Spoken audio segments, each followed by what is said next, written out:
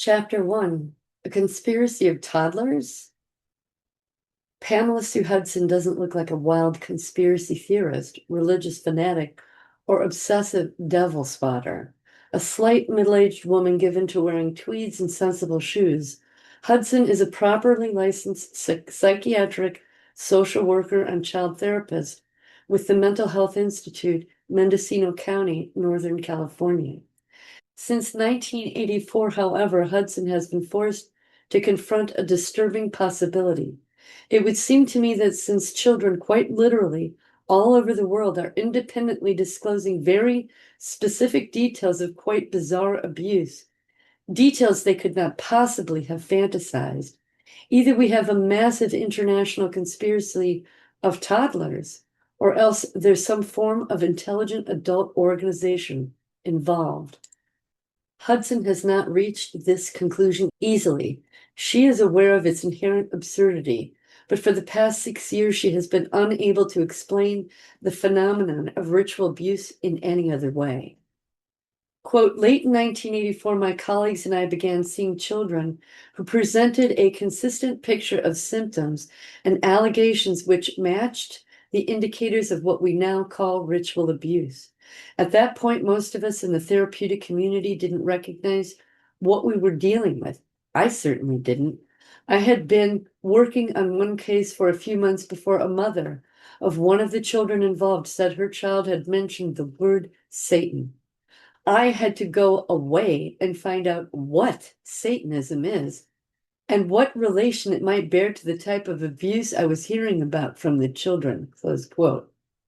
What Hudson was hearing from the children she counseled in 1984 and still hears today was a bizarre litany of serious criminal offenses apparently committed in the course of obscene religious ceremonies.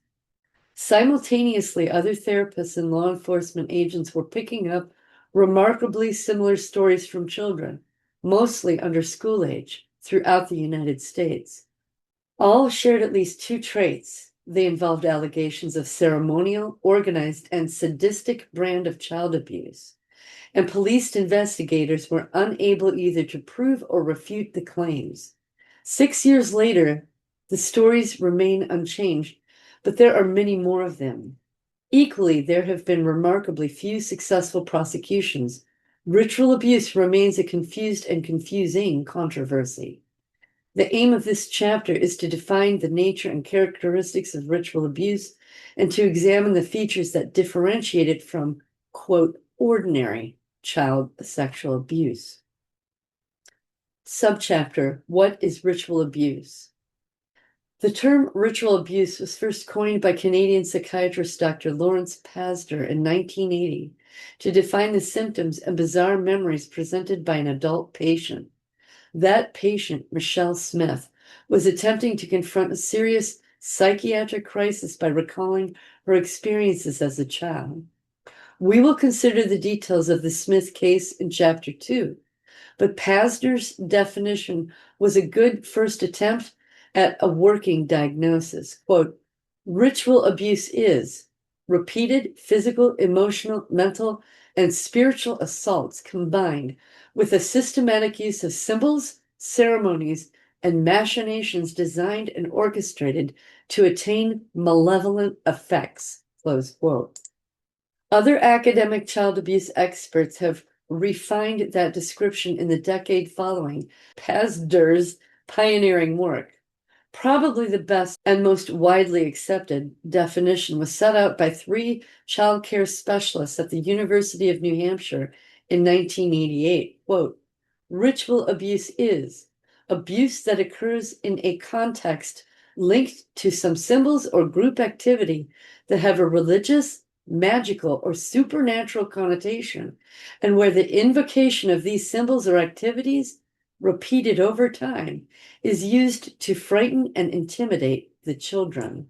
What sets ritual abuse apart from ordinary sexual abuse, though we should acknowledge from the outset that there is, in fact, no such phenomenon as ordinary sexual abuse of children, is the compounding of sexual, physical, and psychological assaults together with some form of quasi-religious context. According to Pamela Hudson, quote, in all the cases I've seen, there has been this combination of mental, physical, and sexual abuse. The mental abuse is frequently on an emotional level, degradation, insults, mockery, threats, and a variety of brainwashing. This physical level is really a type of torture, allegations of beating, forcible drug abuse, being held underwater, kept in confined spaces or cages, for example. Sacrifice or murder is also a common component. On top of that, there is sexual abuse. In every case, sexual assault has occurred, although this may have less lasting effects on the victims than the mental torture. We need to recognize that a ritually abused child is much more damaged in the long term than any other victim we see in the field of child abuse. Close quote. What made the process of coming to terms with this new breed of child abuse particularly difficult was the insistence of the majority of its victims in placing the assaults in very clearly within the context of organized satanic worship. In some cases, unsurprisingly, since the children were frequently only just learning to talk, the descriptions and pronunciations were a little suspect, but therapists and police couldn't ignore the pattern that was emerging. The more so since it appeared to correspond with earlier intelligence reports, which law enforcement had been unable to substantiate. According to San Francisco Police Intelligence Officer Sandy Gallant, quote, in 1980, rumors about animal mutilation and human sacrifice began circulating throughout the law enforcement community. Despite the bizarreness of the stories, law enforcement was concerned because the accounts came from such different parts of the country. However, during the next 4 years, investigators were never able to prove that any of the rumored homicides had occurred. Today, the stories are not only more widespread, but also more bizarre. Young children throughout the country describe either participating in or observing homicides of other young children or adults in connection with ritualistic activity. Close quote. Police officers like Gallant took the emerging pattern sufficiently seriously to compile intelligence dossiers on the major satanic organizations based in their areas. But almost immediately, the overtones of apparently medieval devil worshiping caused divisions and conflict within the law enforcement community. Ken Lanning of the FBI's Behavioral Science Unit subsequently complained, quote, recently, a flood of law enforcement seminars and conferences have dealt with satanic and ritualistic crime. The typical conference runs from 1 to 3 days, and many of them include the same presenters and instructors. The information presented is a mixture of fact, theory, opinion, fantasy, and paranoia. And because some of it can be proved, destruction of cemeteries, vandalism, etc., the implication is that it is all true and documented. The distinctions among the different areas are blurred, even if occasionally a presenter tries to make them. This is complicated by the fact that almost any discussion of Satanism and witchcraft is interpreted in the light of the religious beliefs of those in the audience. Faith, not logic and reason, controls the religious beliefs of most people. As a result, some normally skeptical law enforcement officers accept the information disseminated at these conferences without critically evaluating it or questioning the sources. Such conferences illustrate the ambiguity and wide variety of terms involved in this issue. Close quote. Lanning's caution was sensible in the light of the strenuous campaign by the evangelical Christian groups which began to dominate American ritual crime conferences in the years from 1984 onwards. But it was unfortunate that he himself fell into the trap of loose terminology. There is a crucial difference between Satanism and witchcraft, and similarly between ritual abuse and ritualistic abuse. Subchapter: Defining Ritual Child Sexual Abuse. In most cases of child sexual abuse, whether British, American, or located in any other part of the globe, there is an element of ritualistic behavior. Whilst the primary motivation for the abuse is psychosexual, its actual format, the sequence of events before, during, and after the sexual assault, frequently conforms to a set pattern adopted by the particular pedophile involved. According to Lanning himself, quote, ritualism is nothing more than repeatedly engaging in an act or series of acts in a certain manner because of sexual need. In order to become aroused and or gratified, a person must engage in the act in a certain way. This sexual ritualism can include such things as the physical characteristics, age or gender of the victim, the particular sequence of acts, the bringing or taking of specific objects, and the use of certain words or phrases. This is more than the concept of a criminal's, quote, method of operation, close quote, known to most police officers. MO is something done because it works. Sexual ritual is something done by an offender because of a need, close quote. It is the need to differentiate between this fetishistic ritual and genuine satanic abuse that has frequently been ignored in the polarized debates on ritual abuse, which hindered effective research and treatment of victims throughout the 1980s. The best and most scientific approach is to split the definitions into three separate categories: pseudo-satanic ritualistic abuse, psychopathological ritualistic behavior, neither of which are true ritual abuse, and genuine satanic ritual abuse. Three academics from the University of New Hampshire, David Finkelhor, Linda Meyer, and Nancy Burns, constructed an accurate model for diagnosis in 1988. However, even they and other specialists do on occasion use the word ritualistic, where they are in fact referring to genuine ritual abuse. Subchapter: Pseudo-satanic ritual abuse. According to their study, cases involving pseudo-satanic abuse can be extremely difficult to separate from cases of genuine satanic ritual abuse. The key is to examine the balance of emphasis between the rituals and the sexual abuse. Quote, in this type of situation, there may be ritualistic practices. However, the practices are not part of a developed belief system, and, more important, the primary interest is not the spiritual or social, but rather the sexual abuse of children. The ritualistic activity in these cases is present primarily as a means of intimidating the children into participation and deterring them from disclosure. The allegations in these cases might involve threats of supernatural powers haunting the children or threatening to harm their families, but their purpose is simply to intimidate. Masks, outfits, visits to graveyards, the killing of animals may be clever and cynical ways to keep the children from telling, and perhaps even to discredit their accounts if they do tell. These types of situations may be hard to separate from cult abuse because some of them may use similar devices.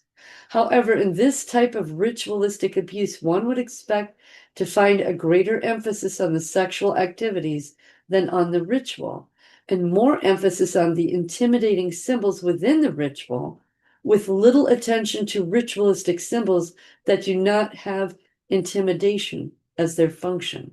Close quote. Cases of this type are not uncommon. As we shall see, prosecutions have been successfully brought in Britain and the United States against pedophiles who use the occult to frighten their victims into submission and silence. Such prosecutions can, however, conceal more than they reveal unless they specifically investigate the possibility that the pseudo-satanic rituals were in fact genuine.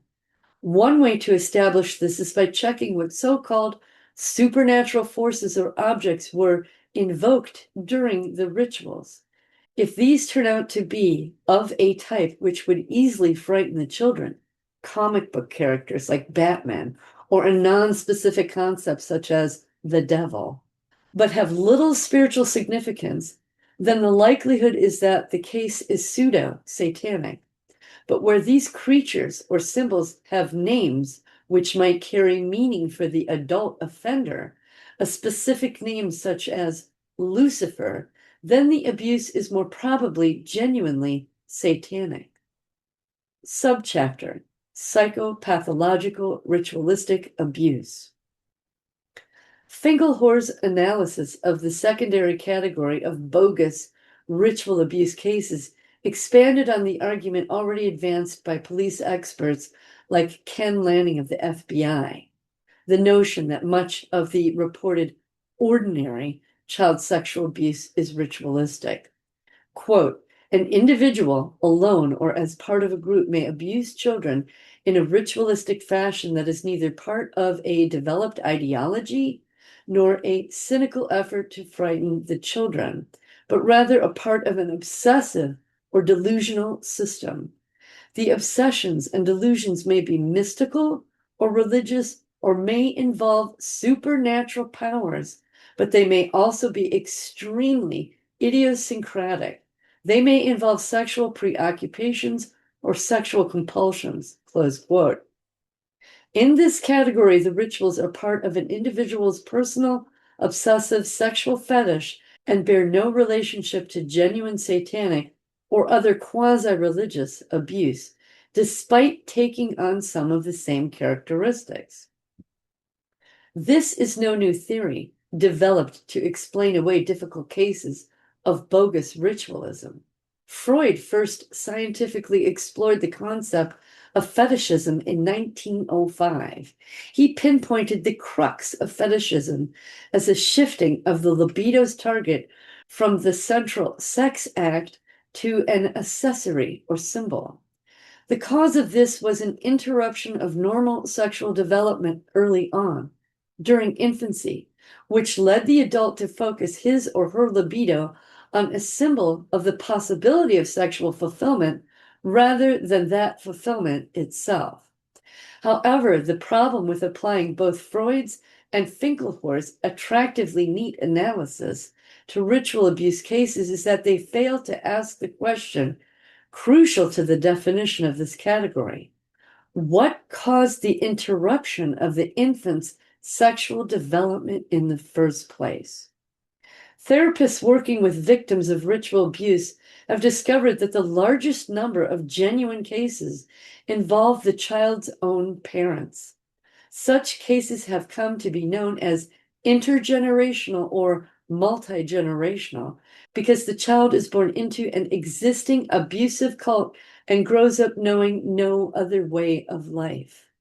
Just as research into mental illness, such as multiple personality disorder, has thrown up a link between certain disorders and ritual abuse, the possibility exists that some psychopathological ritualistic fetishes have been created by the individual being raised in an intergenerational satanic cult.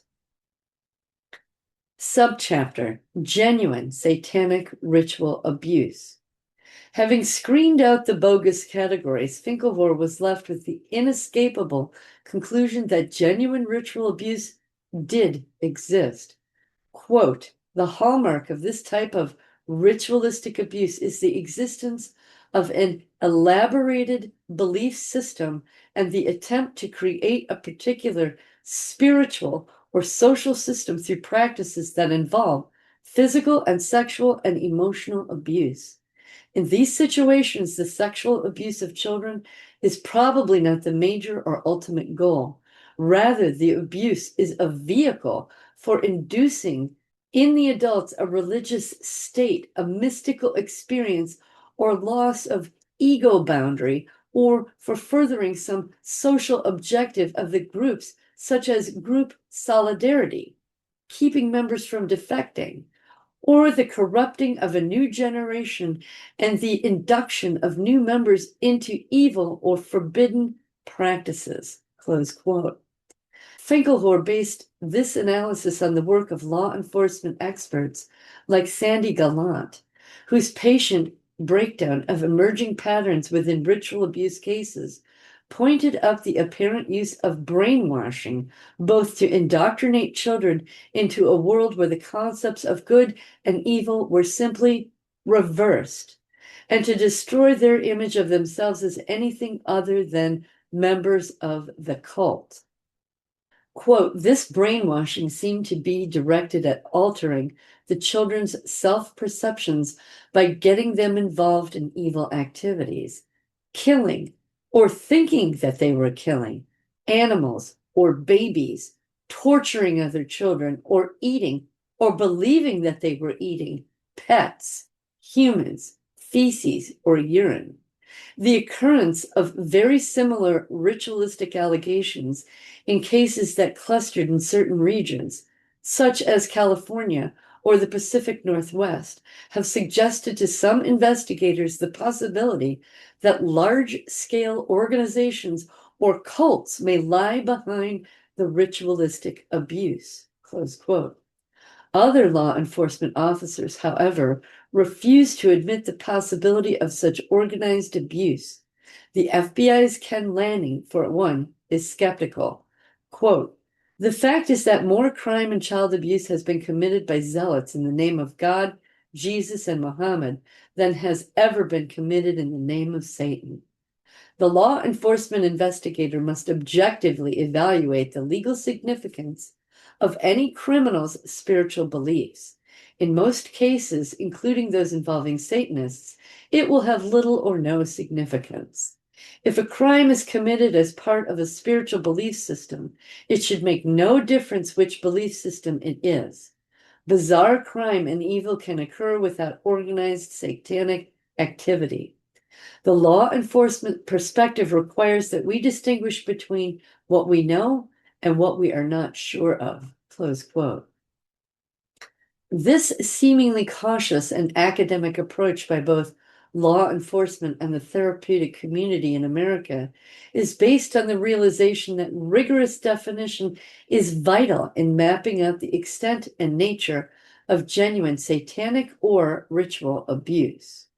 With bogus or misleading cases excluded, therapists have been able to produce a reliable list of key indicators to help both counselors and law enforcement officers in progressing genuine cases of ritual abuse. As we shall see, these invariably involve remarkably similar evidence of organized satanic worship. Subchapter: Indicators of Satanic Ritual Abuse. It is important to point out at this stage that, although the list of key indicators set out below is drawn from American research, the same points crop up in almost every known British or European case of ritual abuse. The reason for the reliance here on US data is simply that no British therapist or law enforcement agency has yet been prepared to analyze domestic cases in the way that their American counterparts have done for more than 5 years. Equally, the majority of studies published in the United States have been compiled by clinicians using recognizable and scientific methods of evaluating the evidence before them, even though their statistical bases are small and far from exhaustive. Pamela Hudson has conducted 2 surveys aimed at defining the key indicators of ritual abuse. The first was a clinical study of 24 victims sent to her for treatment after being abused at a daycare center in Mendocino County. She ended up with a list of 23 symptoms and allegations made by the children. In every category, at least 11 children independently confirmed each other's complaints, and in many cases, the figure was higher. Many of the symptoms displayed by these children at first sight appear to be common to most youngsters at some stage in their lives: nightmares, temper tantrums, anxiety about not being separated from their parents. But Hudson observed these not in isolation, but as a package of symptoms. These victims were displaying not just the occasional sign of the everyday problems of growing up, but a pattern which added up to extreme emotional disturbance. Even then, such a pattern would not have been unusual for these victims of ordinary sexual abuse. What distinguished these children was the accompanying allegations they made about the type of abuse they had endured. For example, of the 24 in Hudson's local study, 13 reported having experienced one or more of 16 separate types of physical or psychological abuse. The allegations ranged from being buried in coffins in the ground, through recollections of animals being killed, to witnessing the murder of other children and babies. Next, Hudson decided to see how, if at all, the results of this limited survey matched known cases of ritual abuse from states across America, although once again using a tiny statistical base. Hudson's work during the spring of 1988 was one of the first attempts to conduct a national survey of the key indicators of ritual abuse. Quote, the survey used my own local study of 24 children to formulate a list of the most frequently noted symptoms and allegations made by child victims to their parents or therapists. I then telephoned parents throughout the United States whose children had been ritually abused. None of these parents knew in advance I was going to call them, and whilst some knew each other, there was never an opportunity for them to compare responses before my telephone call came through, close quote. In all, Hudson surveyed 11 cases of alleged ritual abuse.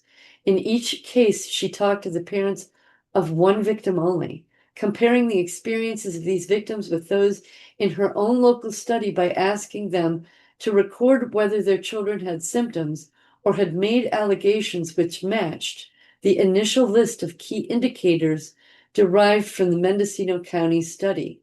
Parents replied either yes or no or not stated.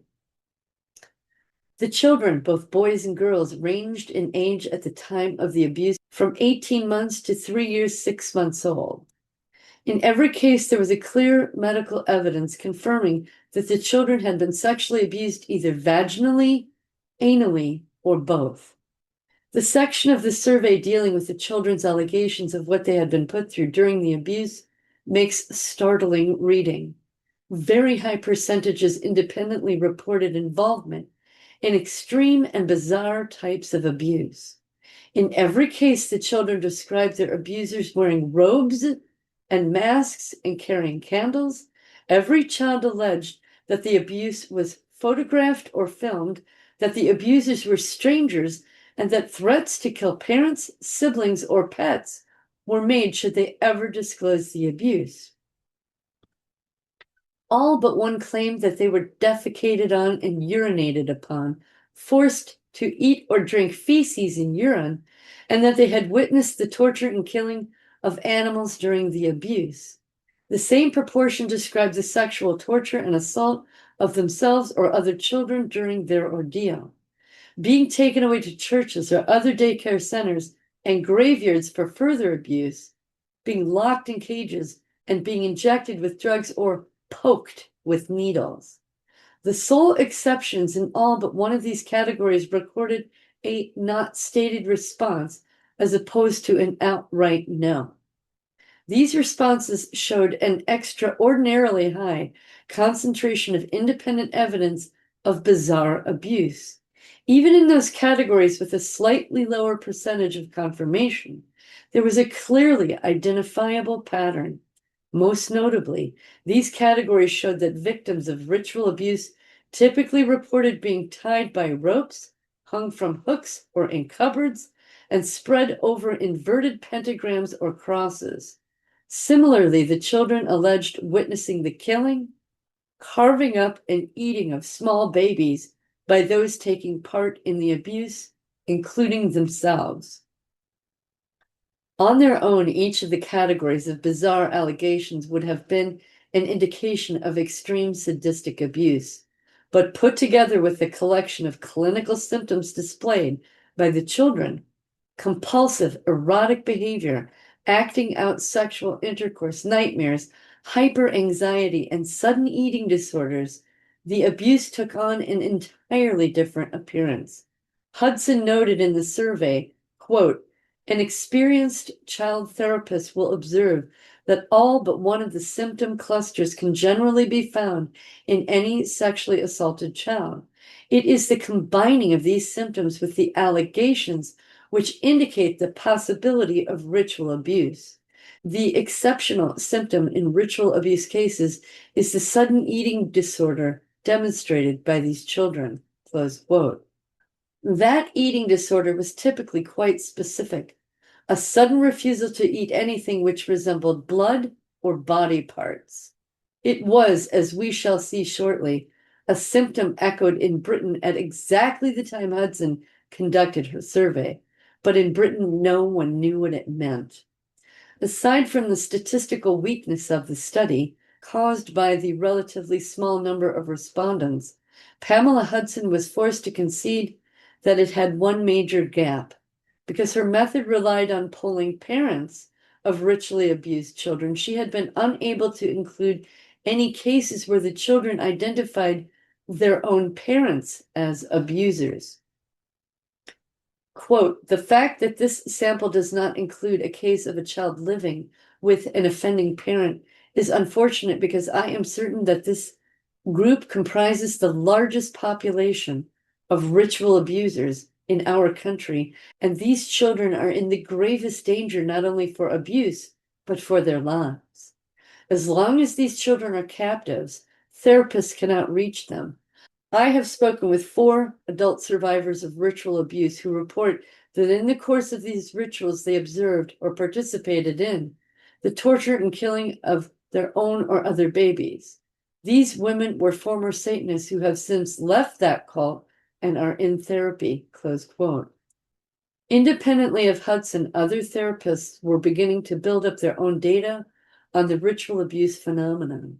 Their research threw up 3 other factors which distinguished ritual from ordinary child sexual abuse.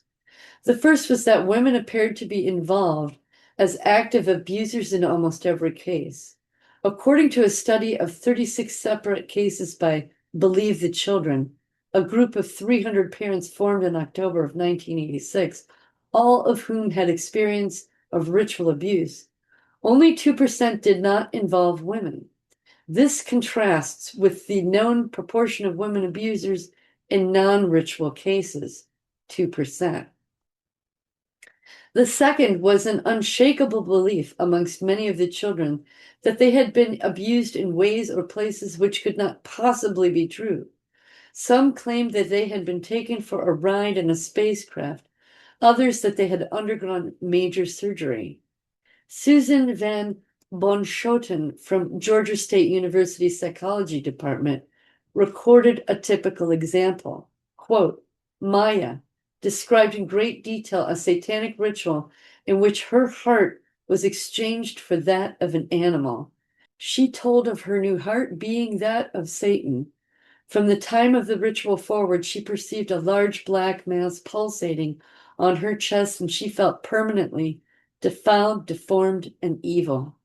It is obvious that some aspects of this event are not literally true, for Maya is alive. She has no visible chest incision, and there is no mass on her chest. Many survivors' reports include equally impossible events. Close quote. The prevalence of these self-evidently impossible allegations has been a major stumbling block to the acceptance of ritual abuse as a reality throughout the world.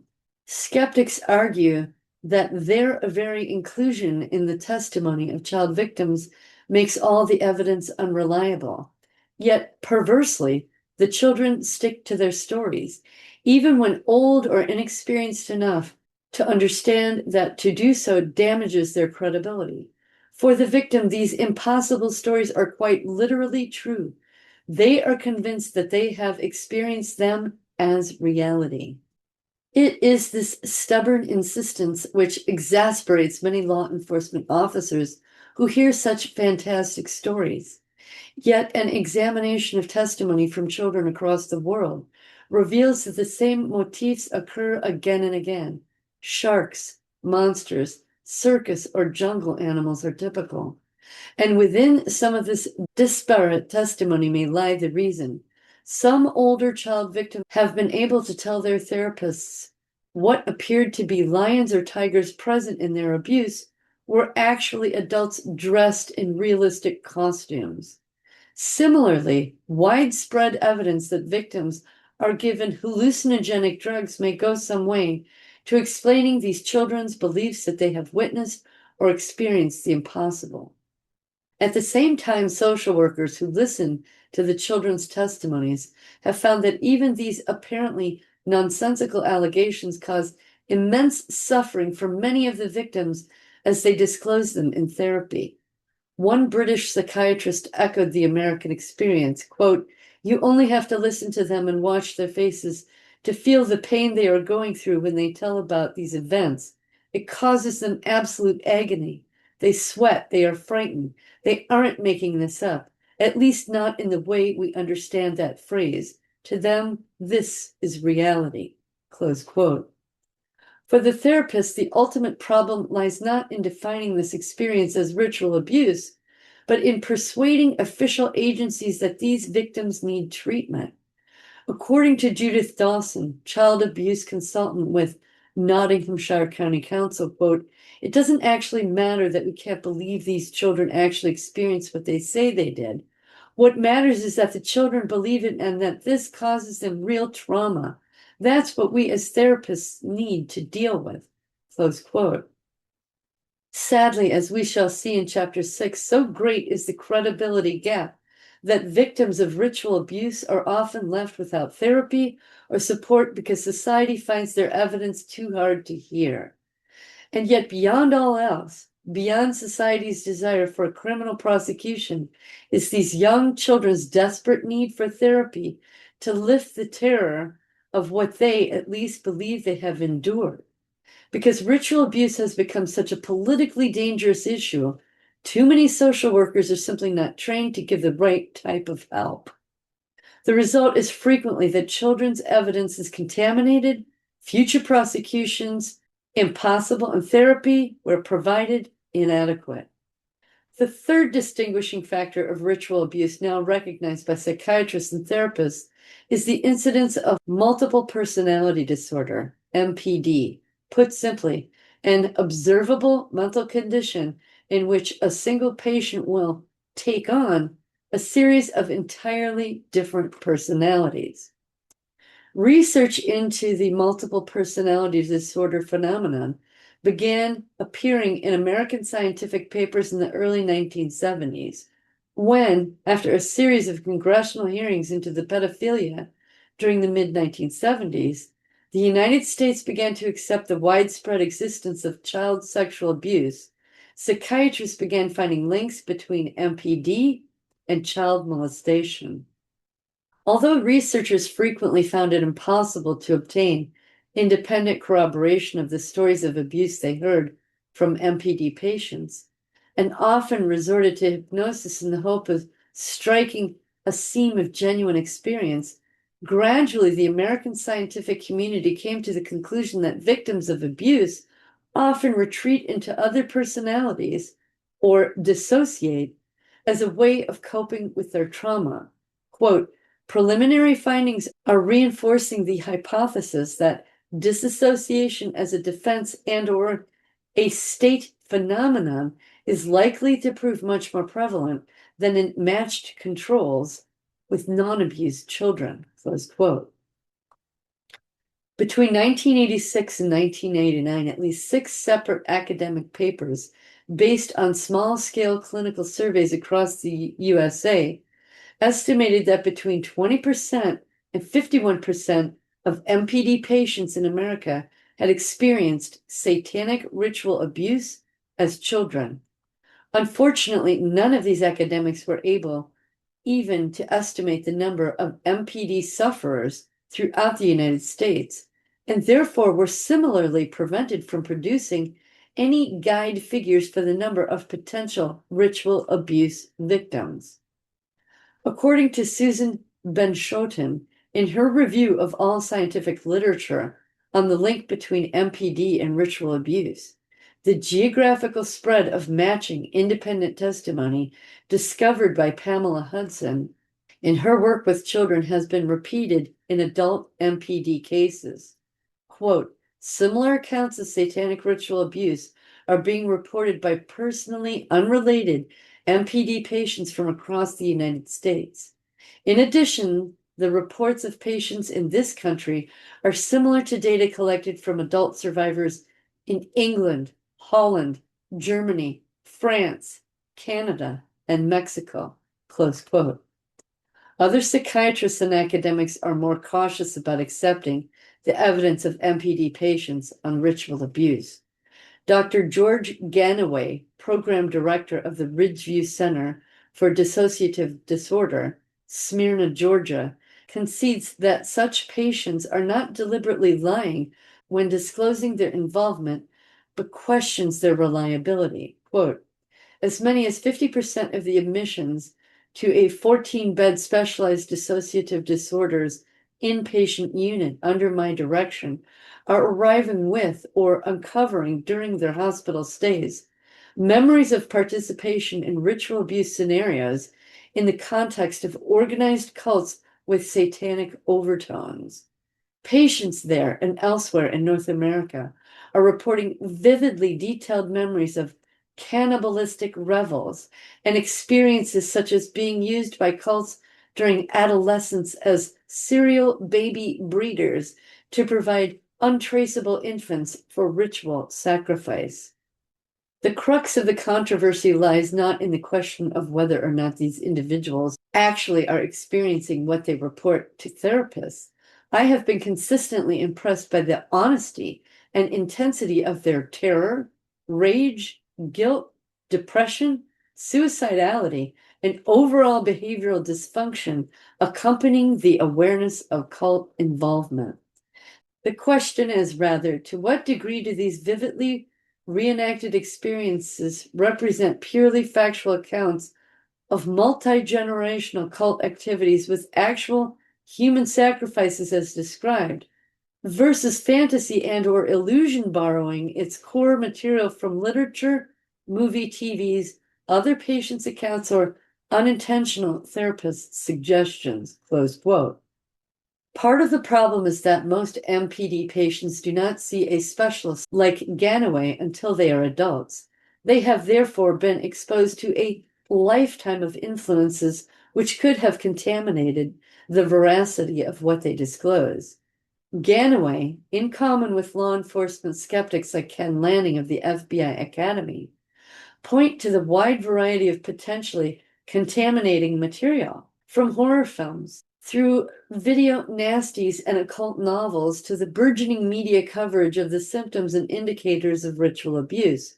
How, they ask, can we be sure that the adult MPD patient has not simply absorbed, perhaps unconsciously, these influences? And they argue that the problem is self-perpetuating as patients and victims talk to each other or their symptoms are disclosed and discussed publicly. The result, according to this analysis, is the creation of an urban myth or legend of devil-worshipping child abusers. Worse, they suggest therapists are not immune. Once exposed to the germ of the ritual abuse myth, counselors could misinterpret or even encourage bizarre-sounding disclosures. To support this view, Lanning, Ganaway, and others with them claim that there has never been a successful prosecution for ritual abuse, let alone sacrifice. As we shall see, this is simply not true. At its base, the skepticism of influential figures like Ken Lanning is based on no more than an intellectual reluctance, even in the face of the evidence, to think the unthinkable. That evidence is most clearly given not by adult MPD patients, gradually revealing historic involvement in satanic ritual, but by the child victims who have attempted for years to tell us what they endured. Perversely, we have chosen to believe they were lying.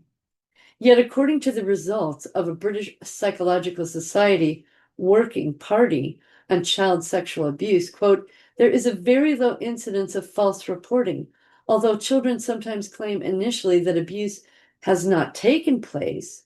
Children, particularly young ones, are not capable of describing explicit sexual actions of which they have no experience, close quote. Children's evidence, then, is the key to the conundrum of ritual abuse. Children can't fantasize precise details of such bizarre abuse without having, in some way, experienced it. To understand the reality of satanic ritual abuse, we must, quite simply, listen to the children.